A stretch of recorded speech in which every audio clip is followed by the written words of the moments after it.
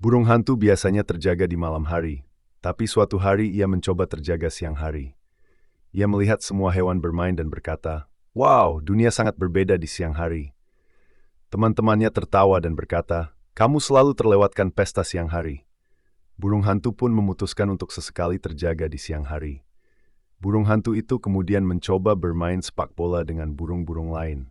Namun karena matanya terbiasa dengan kegelapan, ia tidak bisa melihat bola dengan jelas dan malah menendang temannya.